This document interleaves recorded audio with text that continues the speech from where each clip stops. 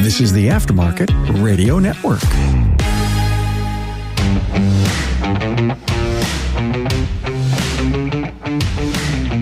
Welcome to another episode of Business by the Numbers. I'm your host, Demarest, CPA with Parmelis & Associates.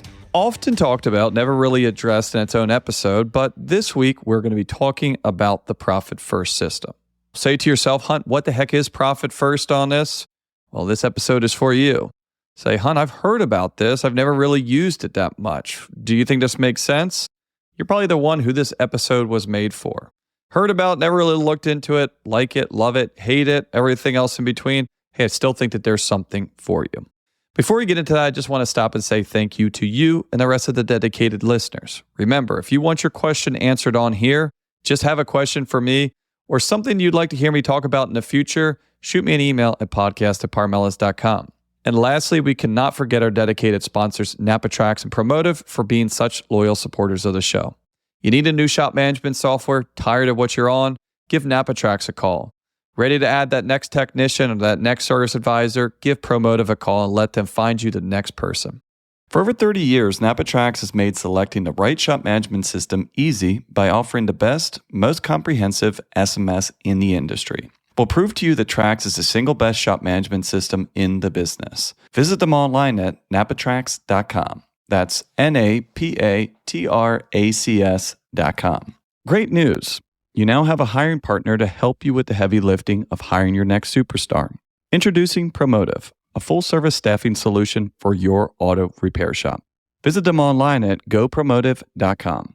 I'll give a shout out at the end here to all of the other great podcasters on this network, but got to give a quick shout out to Chris Cotton. Chris Cotton, fellow podcaster in the Aftermarket Radio Network, but also a friend and someone I've known for a long time. But Profit First, and I'll have to give you, I was thinking about not even putting this in this episode, but I have to put this on here because it's probably one of the only reasons why I don't like Profit First.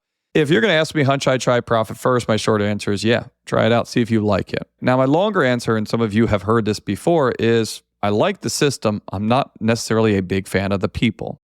I won't bore you with all the details. Some of you guys have actually maybe were on this webinar, but Chris and I had a webinar 5 years ago, if not more, just talking about Profit First, right? Should you use it for your shop? Allocations. And if you're thinking about using Profit First, check that video out. It's still on YouTube right now. But we did a free webinar. All our clients, Chris's clients, hey, come on. You ever want to learn about Profit First? Here's a good taste of it. And it was all positive. Profit First is a good system. If used correctly, I got phone calls, I got emails. This guy from Profit First was going to sue me, was going to sue Chris, was going to take us both down for doing this. I needed to remove it. I needed to distance myself from it. And this went on for weeks. He badgered Chris a lot more than he badgered me. Keep in mind, this was a free webinar. Didn't charge anyone on this. We were talking good about Profit First. So yeah, that whole thing, the Profit First system, the Profit First professional that they tried to hawk for a long time. They hawked it to me. They hawked it to pretty much every accountant I tried to know. I don't like that. I think that was a predatory kind of multi-level marketing pyramid scheme type approach. But I think it kind of discredits this guy's original product. Mike Makowitz, I forget his name, was the original author of this. And I think that the system does work. Everyone asks me this and say, hey, Hunt, before we talk about, we're going to talk about what Profit First is for those of you that are still like, Hunt, I don't know what you're talking about, but will it make me more money? This is the stuff that people always ask me. Hunt, will Profit First make you more money? And I would say, maybe, I'm not sure. Will it save you money on taxes? Maybe, but it wouldn't be kind of its original intent. It would be something from anything else. Will it make me understand my numbers or my cash flow specifically better? And I'm going to put a big emphasis on cash there. And the answer to that is probably. What is Profit First? Profit First is a system.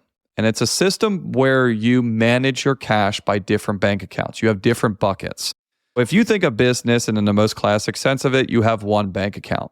All of your money that is going to go to your withholding for your employees is going to go to that bank account. All of your money that you collect from your customers that's going to go to your parts vendor is going to go to that account.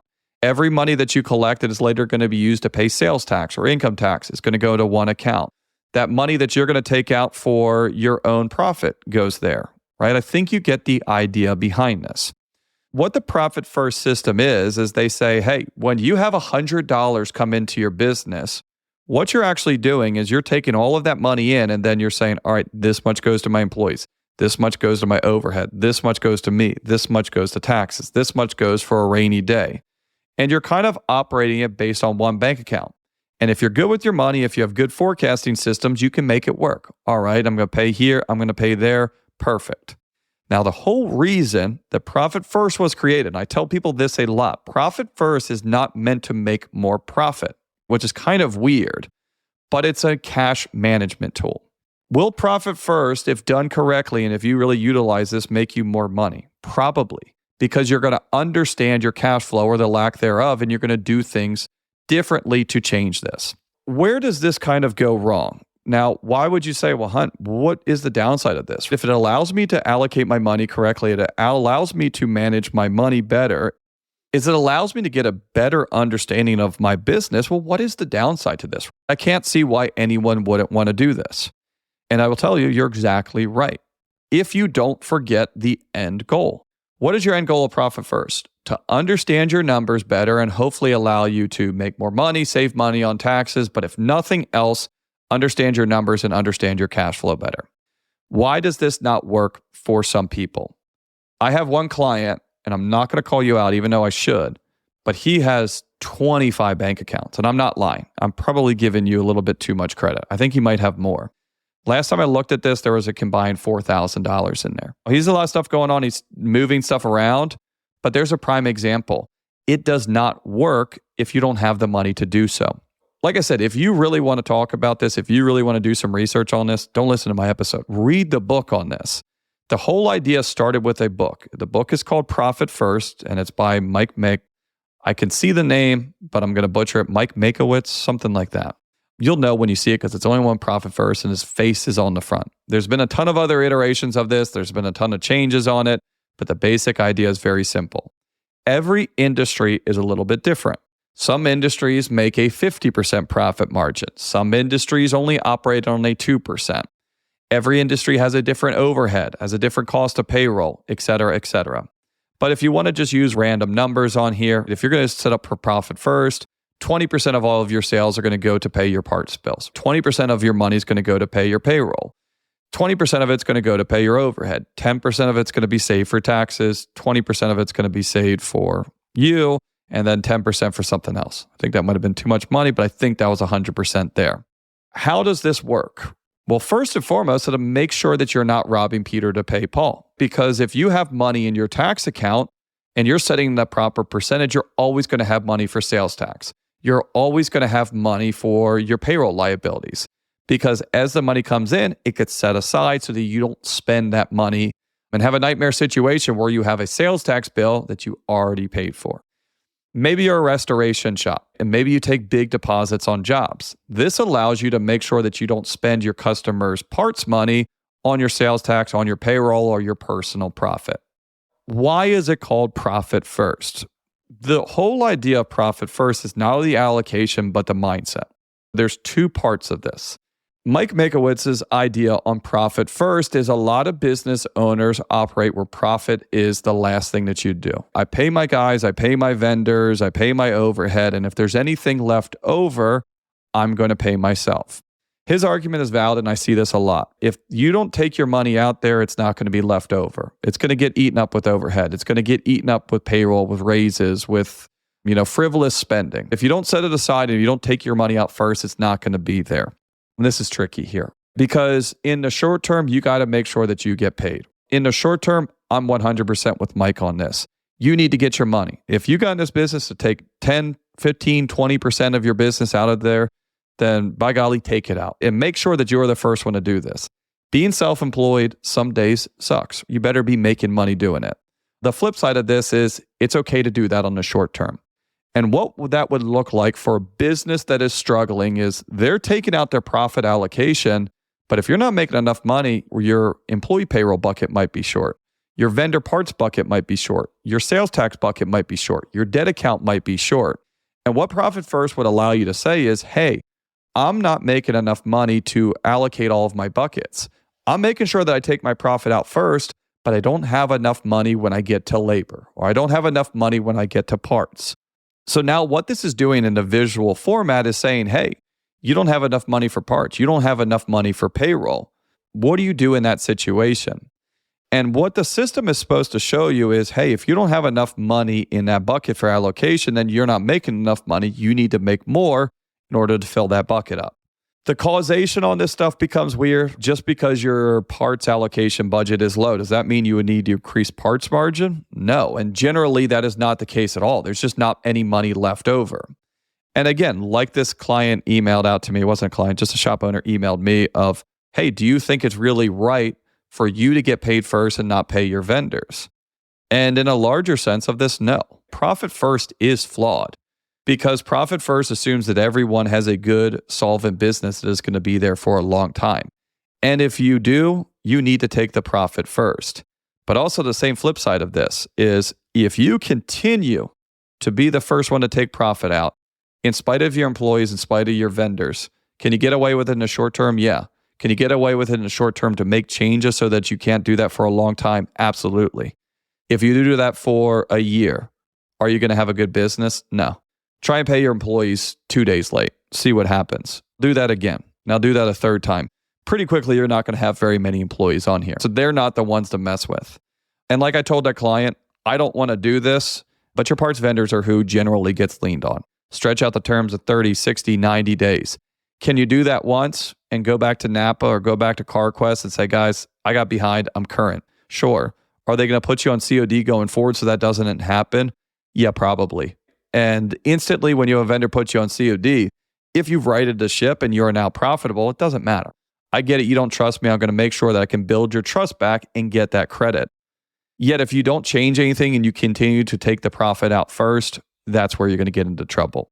Really, if you're looking at this, what ends up coming on here is the idea is sound. And if it makes sense for you and you have the money to do so, and you're willing to tweak the allocations and you're willing to look at this and say, hey, that allocation is short. Is it something that I need to spend more time and energy or more markup on this, or do I need to change the allocations?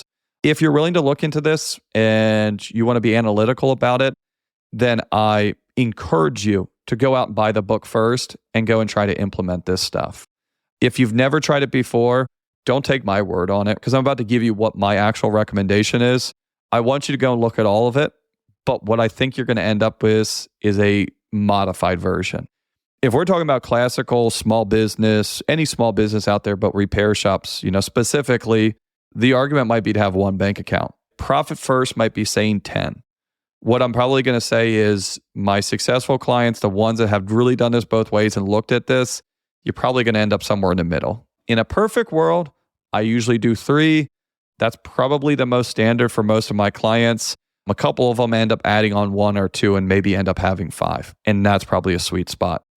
If you have 1, I'm going to guarantee you that that's not enough. If you have 10 or more and you only have 1 location, I'm almost going to guarantee you that that's too much.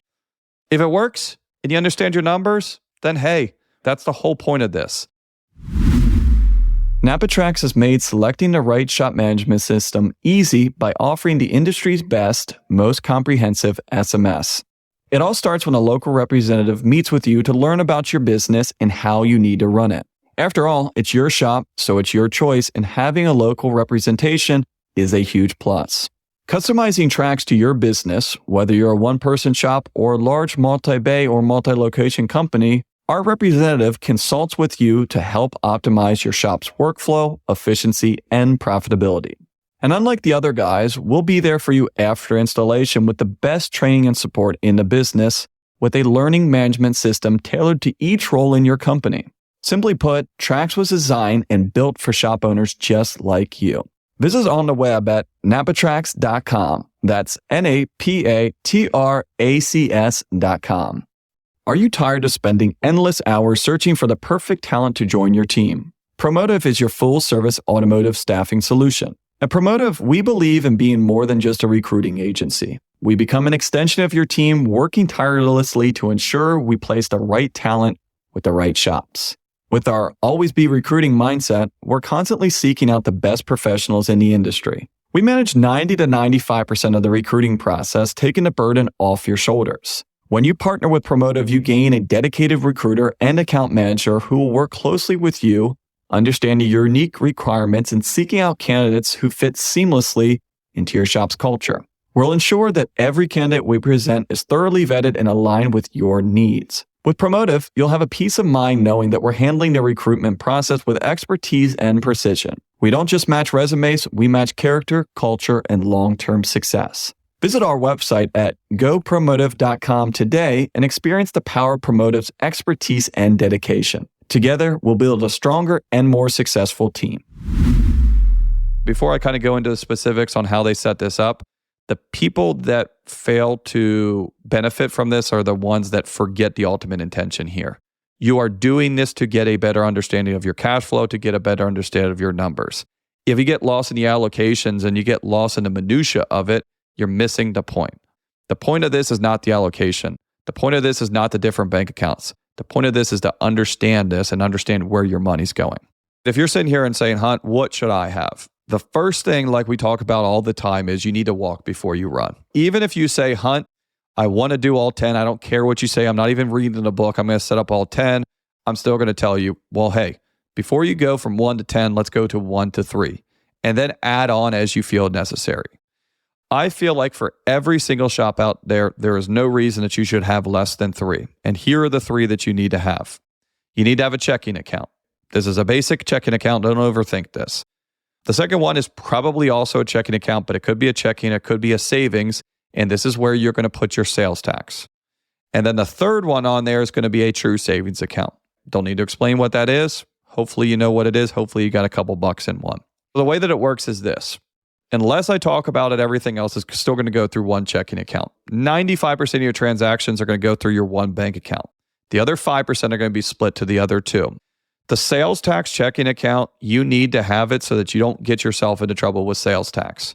You collect sales tax for the entire month, and then you pay it the following month. If you're in a state like California, other places that do it quarterly, sometimes you collect it for 3 months, and you pay it at the end of the 4th month. Either way, everyone at some point has probably gone through the cash flow woes of spending your sales tax money. This will make sure that that doesn't happen. Whether you want to do it daily, whether you want to do it weekly, transfer over whatever you collected in sales tax that day. Want to just do a rough number? Hey, if your sales tax is 6% of sales, transfer over 6% of your deposits every day. Round it up and transfer over 10% and use that as a little bit of a savings account. Make sure that you're putting over at least the money to cover the sales tax. Added bonus is if you round up or do a little bit extra.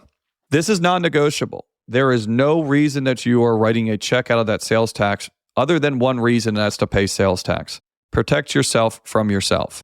It's not great advice. You can string out your employees. You can string out your vendors. That is the worst advice that I could ever give, but it's better than not paying your sales tax. I promise you. If you mess up with your sales tax, it's going to be your first and last time. These guys don't play around. I have never got someone put in handcuffs in their shop from the IRS. Sales tax has done that. I have never had a client and his wife go to jail for the IRS. I have had that for sales tax. They will freeze your accounts. They will lock the doors quickly. And I cannot stress that enough. Anytime sales tax come up, I have to tell you guys, don't mess around with it. And that's why this is so important. Could you have other stuff on there? Could you add it for different sort of building, equipment, taxes? Yeah, we'll talk about that in a second. So you have a checking account for sales tax, and then a savings account. Maybe you're not making much money. Maybe you've never had a savings account before. Well, fine, right? But you always have to start somewhere. How do you do this? If you know how to allocate money, if you have a way that works, then great. The way that I like to do it is keep it simple. What I'm going to do is, if I never had a savings account before, I'm going to set up a savings account. I'm going to do an automated transfer every single Monday, every single Friday, whatever it is, for $50, for $100, for $200. If you say, Hunt, that's nothing, then perfect. It's a great place to start. I want this to be so small, so insignificant that you never even notice it.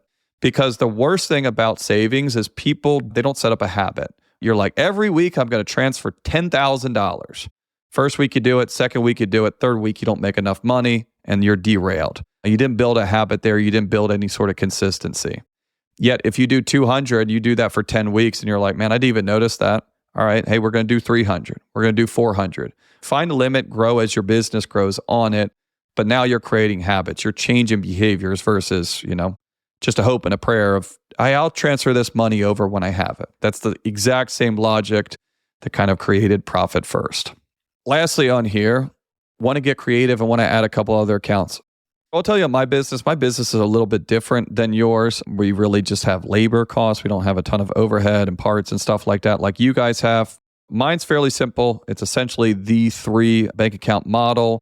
We don't have sales tax. Our tax account is more for income tax and employee withholding tax than it is for sales tax. And then we have a 4th one. We use the 4th one. It's kind of called a special account, or what we use for special allocations. What that is that's just a fancy term that if we have something that we want to buy or something that we want to do, we use that account to fund it. These are not all mine, and like this first one is not my example. I've never bought a new building, a new office building. I haven't done this, but my other clients have. So you want to buy your building, and this is my client. I think he needed to put down like $150,000. He knew that he was going to have like 90,000 of it. He needed 60,000 over the course of the year. What he did is, just like we were talking about with the savings account, is he's like, hey, that has to be there. I'm closing. This is when I'm buying it. He was actually buying out his landlord or one of those type deals. So every single month he put $5,000 in there. And then by the time 12 months rolled around there, that special savings account that he had set up had the $60,000 that he needed for it. It was set aside because it was non-negotiable. I'm going to make sure that this gets allocated, because if I don't have this money come next year, I can't buy my building. You need to look at this stuff, and I'll kind of pause right there, is you need to make a decision. Is this that important that if you can't make the allocations, you're going to sacrifice elsewhere? Or if it's not that important, then don't set up the bank account. Because if it's a negotiable, then you're just going to do it when you want to do it. This only really works if you're committed to putting that money in there regardless of everything else. And just like what we talked about before, if you're putting this in regardless of anything else and you notice that, hey, I'm short somewhere else, that's telling you you need to do something different with your business. The allocation percentage or the amount is non-negotiable, but if it doesn't work, you need to go and make changes. Increase sales, increase profit, fire people, hire people, whatever you need to do. The allocation or the lack thereof is going to tell you, hey, something is wrong. It's not going to tell you where, it's not going to tell you how to fix it, but it's not going to work. So my clients do the same thing for equipment. Whether you just want to set something aside. Hey, I want to put $1,000 every single month into new equipment. Come next year, it'll be banking $1,000. One of my clients does this for like their Mercedes Star program. He probably doesn't have to do it now because he's a much bigger business, but Mercedes has also gotten much more expensive. But it costs like $30,000 every year to renew it. He puts $3,000 into this account so that when he comes for renewal, he already has the money. So my clients do this for property taxes. Instead of paying $24,000 one time in a year, they're setting, $2,000 aside every single month. And the last one on here that I'll put on here, because all these other ones are kind of the same idea, and I thought pretty logical. This one was a pretty cool idea. The client that came up with this idea, he doesn't do any of the other profit first stuff. He has one bank account, so it was kind of funny he did this, but he wants to hire a general manager. On paper, he can afford this, but for whatever reason, mentally, he just kind of wanted to see what the cash flow would be like. He thinks that this general manager is going to cost him like $120,000 a year. When he runs payroll, he transfers over what he'd be paying that general manager into this separate bank account. He can operate his business. He can look at what his day-to-day looks like. He can look what payroll looks like from a cash flow standpoint before he actually hires that general manager. Once he hires a general manager, whatever he has set aside is obviously a savings account. But I thought that was a really cool idea. Hey, you want to see what it's like paying that additional money for rent? Hey, pay it into a separate bank account. The good thing about this is it's kind of, you have a safety net there. If you're looking at this for general manager and you're like, man, if I'm transferring that $10,000 over a month for my general manager, it makes things really, really tight. That means that when you have a general manager in there, it's going to be really tight. Do I need to increase sales? Do I need to drive profit before I do that? Same thing on that new building. You know what? Paying that extra $6,000 over to that other bank account made stuff a little bit tight, made payroll hard to hit this week. Well, hey, you're showing that if you go into that new property and you have that added expense and the same sales or same sales volume, you're going to have a little bit of a tight cash crunch. Same idea here. The list is endless, but if you're asking yourself these questions, you've already achieved what Profit First is trying to do, the whole intention. When people ask me, should I do Profit First? I say you should do whatever you can to understand your numbers better. If Profit First does it, then great. If it doesn't, then find something else. If you understand them and you're interested, I don't really care how or why. As always, Please share with friends. If you have any question, comments, or ideas for future episodes, shoot me an email at podcast@parmelis.com. Just want to say thanks again for listening on the Aftermarket Radio Network. Remember, you can find all shows on the aftermarketradionetwork.com and your favorite podcast listening apps. Not sure what other shows are out there? Check out Carm, the voice that started it all and everything under the sun on the aftermarket. Listen to Matt Fonslow and Diagnosing the Aftermarket. Or maybe check out Chris Cotton with his Weekly Blitz podcast. Ever wondered if your shop marketing is working or maybe need some new ideas? Check out Brian and Kim Walker on their podcast. And lastly, the new guy, but definitely not new on experience, Craig O'Neill and the Speak Up podcast. Great addition to the network. And yeah, check them out. If you like what I talk about, I'm sure that you'll like what they talk about as well too. So thanks again for joining me on Business by the Numbers. Stay safe out there, and I'll talk to you all next week. You've been listening to Business by the Numbers with Hunt Demarest on the Aftermarket Radio Network. Follow Hunt on your favorite podcast listening app. Let him know what you'd like him to cover. His email is in the show notes. Hunt is all for advancing the aftermarket.